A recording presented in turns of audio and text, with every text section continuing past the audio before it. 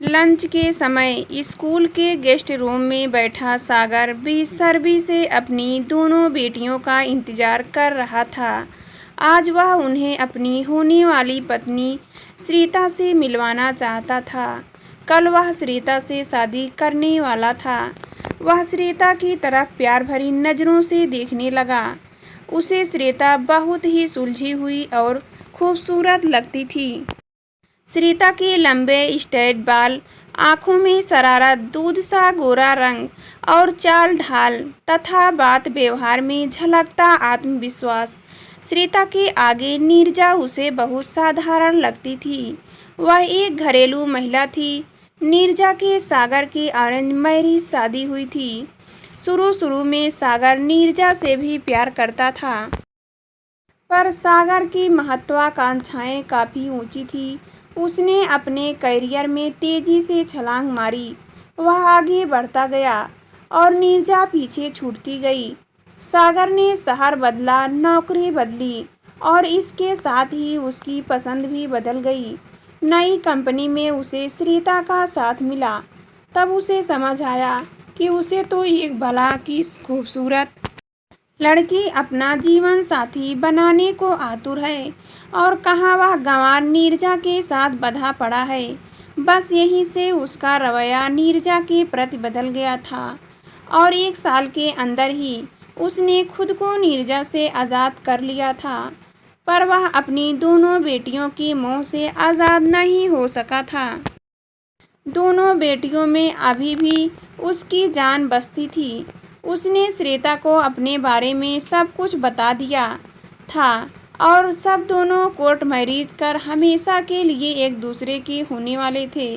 पर इससे पहले श्वेता ने ही इच्छा जताई थी कि वह उसकी बेटियों से मिलना चाहती है। इसलिए आज दोनों बेटियों से मिलने उनके स्कूल आए थे। सागर अक्सर स्कूल में ही अपनी बेटियों से मिला करता था। तभी 4 नन्ही नन्ही आँखों ने दरवाजे से अंदर झांका तो सागर दौड़कर उनके पास पहुंचा और उन्हें सीने से लगा लिया। 10 साल की मिनी थोड़ी समझदार हो चुकी थी, जबकि 6 साल की गुड़िया अभी नादान थी। सागर ने उन दोनों को श्वेता से मिलवाते हुए कहा, देखो बच्चों, आज मैं आपको किनसे मिलवाने वाला हूँ। ये कौन है? इनके बाल कितने सुंदर हैं? गुड़िया ने पूछा तो सागर ने गर्व से श्वेता की तरफ देखा और बोला, बेटी ये आपकी मम्मी है। कल से यार आपकी नई मम्मी कहलाएगी। कल ये आपके पापा की पत्नी बन जाएगी। श्वेता ने प्यार से बच्चों की तरफ हाथ बढ़ाया तो थोड़ा पीछे हटती हुई गुड़िया ने पूछा, पर पापा हमारी मम्मी तो हमारे पास ही है, फिर नई मम्मी की क्या ज़रूरत? पर बेटा ये मम्मी ज़्यादा अच्छी है ना? नो नवेयर पापा, हमें नई मम्मी की कोई ज़रूरत नहीं। हमारी मम्मी बहुत अच्छी है। यड यू नो पापा, मिनी ने अपनी बात अधूरी छोड़ दी। क्या बेटी? बताओ। You know I head you for this. यह कहकर रोती हुई मिनी ने गुड़िया का हाथ थामा और तेजी से कमरे से बाहर निकल गई। श्वेता ने जल्दी से अपने बढ़े हुए हाथों को पीछे कर लिया। अपमान और क्षोभ से उसका चेहरा लाल हो उठा था। सागर की आंखें भी पल भर में उदास हो गई। उसे लगा जैसे उसके दिल का एक बड़ा टुकड़ा आज टूट गया है। उसने श्वेता की तरफ देखा और फिर आकर निठाल सा कुर्सी पर बैठ गया। उसने सोचा भी नहीं था कि उसकी अपनी बेटी उससे नफरत करने लगेगी। श्वेता ने रूखी आवाज़ में कहा, चलो सागर, यहाँ रुककर कोई फ़ायदा नहीं। तुम्हारी बेटियाँ मुझे नहीं अपनाएगी। लगता है तुम्हारी पत्नी ने पहले से ही उनके मन में मेरे खिलाफ जहर भर दिया है। सागर ने कुछ भी नहीं कहा। दोनों चुपचाप वापस चले गए। इधर नीरजा ने जब सुना कि उसका सागर दूसरी शादी करने वाला है तो वह और भी टूट गई। उसने तुरंत अपनी सास कमला देवी को फ़ोन लगाया। मम्मी, कल आपका बेटा नई बहू लेकर आ रहा है। मुबारक हो, आपकी ज़िंदगी में एक बार फिर बहू का सुख वापस आने वाला है। चुप कर नीरजा, तेरे सिवा मेरी न कोई बहू है और न कभी होगी। मैं शरीर से भले ही यहाँ हूँ, पर मेरा दिल अभी भी तेरे और तेरे दोनों बच्चे के पास ही है। तू मेरी बेटी से बढ़कर है, तेरी जगह कोई नहीं ले सकता, समझी पगली। और जानती है तू मेरी बेटी कब बनी थी? उस रात जब मुझे तेज बुखार था। सागर ने मेरी तरफ देखा भी नहीं, पर तूने रात भर जागकर मुझे ठंडी पट्टियाँ लगाई थी, मेरे सिवा की थी। उसी रात मैंने तुझे अपनी बेटी मान लिया था। मम्मी, आपकी जैसी माँ पाकर मैं धन्य हो गई। आज मेरी माँ जिंदा होती तो वे भी आपका प्यार देखकर कहते कहते वह रोने लगी।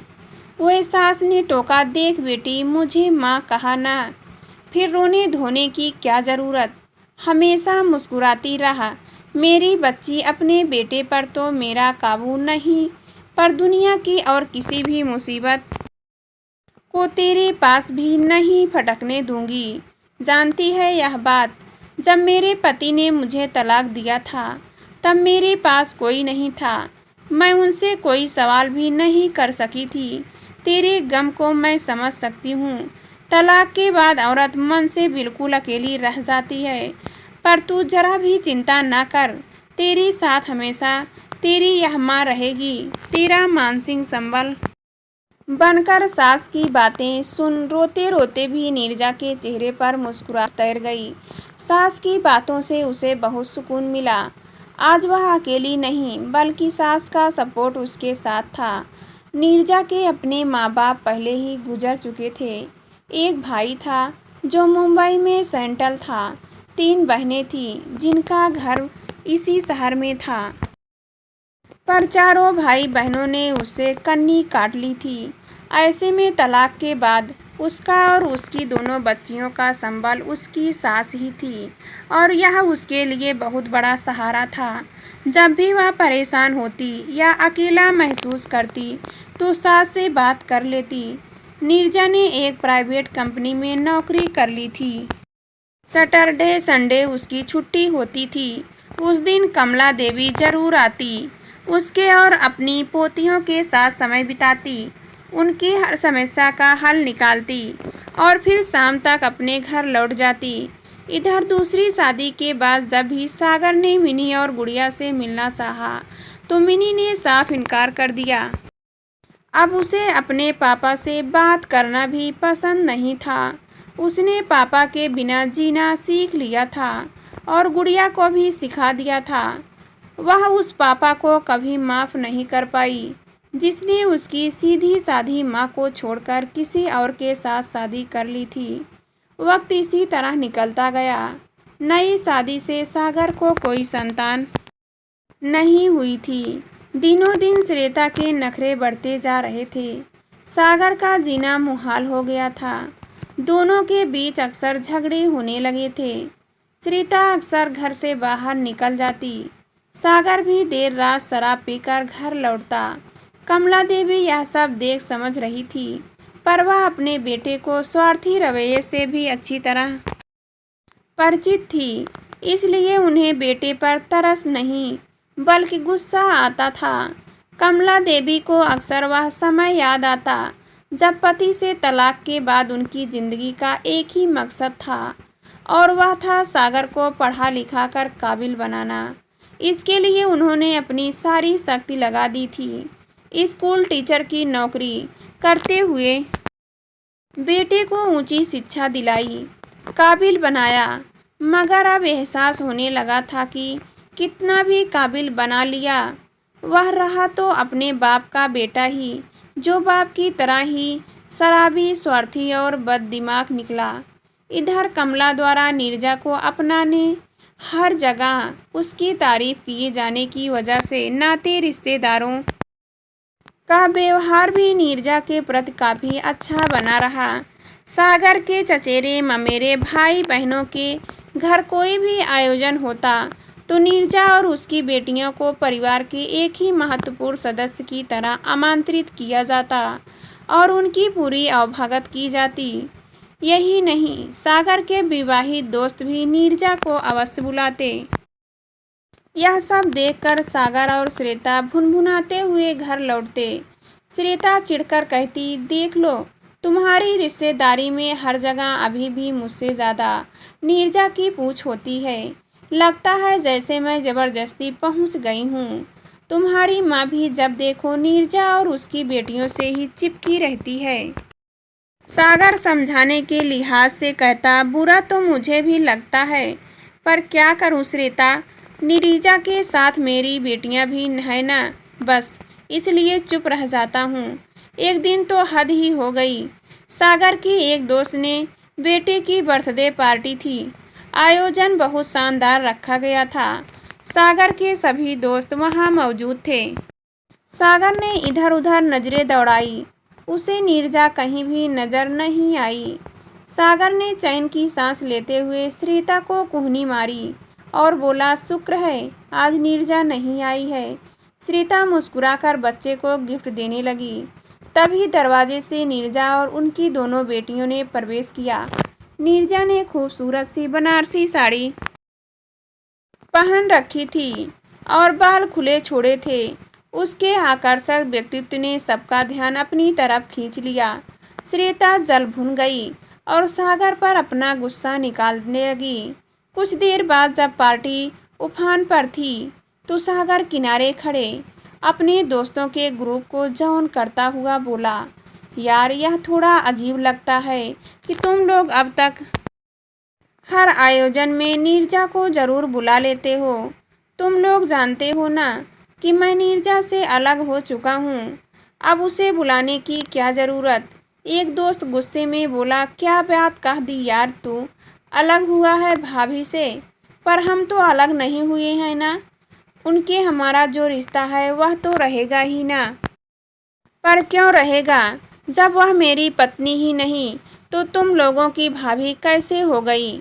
सागर ने गुस्से में कहा तो एक दोस्त हंसता हुआ बोला, ठीक है यार, भाभी नहीं तो दोस्त ही सही, यही मान ले कि अब एक दोस्त की हैसियत से हम सब उन्हें बुलाएंगे। रही बात तेरी, तो ठीक है, तेरी वर्तमान बीवी यानी श्वेता को भी हम न्योता भेज दिया करेंगे, मगर नीरजा को नहीं छोड़ेंगे, समझा। इस बात पर काफ़ी देर तक उनके बीच तू मैं होती रही। श्वेता पास खड़ी सब कुछ सुन रही थी। अंदर ही अंदर उसे नीरजा पर गुस्सा आ रहा था। उसे महसूस हो रहा था जैसे नीरजा उसकी खुशियों के आगे आकर खड़ी हो जाती है। सागर और उसके बीच कहीं ना कहीं नीरजा अब भी मौजूद है। घर लौटते समय भी पूरे रास्ते श्वेता हमेशा की तरह सागर से लड़ती झगड़ती रही। एक दिन शनिवार को जब कमला देवी बहू और पोती के साथ थी तो दोपहर में उछलती कूदती मिनी घर में घुसी। आते ही उसने माँ और दादी के पैर छुए। नीरजा ने खुशी की वजह पूछी तो मिनी खुशी से चिल्लाई, मम्मा, मेडिकल स्टैंड में मेरे बहुत अच्छे नंबर आए हैं और मुझे यहाँ के सबसे बेहतरीन मेडिकल कॉलेज में दाखिला मिल रहा है। सच बेटी, दादी ने खुशी से पोती को गले लगा लिया। मगर नीरजा थोड़ी उदास स्वर में बोली, बेटा, यहाँ दाखिले में और उसके बाद पढ़ाई में कुल खर्च लगभग कितना आएगा। अब मिनी भी सीरियस हो गई थी। सोचते हुए उसने कहा, मम्मा, मेरे ख्याल से लगभग 2-2.5 लाख रुपए तो लग ही जाएंगे, इससे ज़्यादा भी लग सकते हैं। पर बेटा, इतने रुपए मैं कहाँ से लाऊंगी। मम्मा, मेरी शादी वाली जो एकड़ी आपने रखी है ना, बस उसे तोड़ दो। पागल है क्या।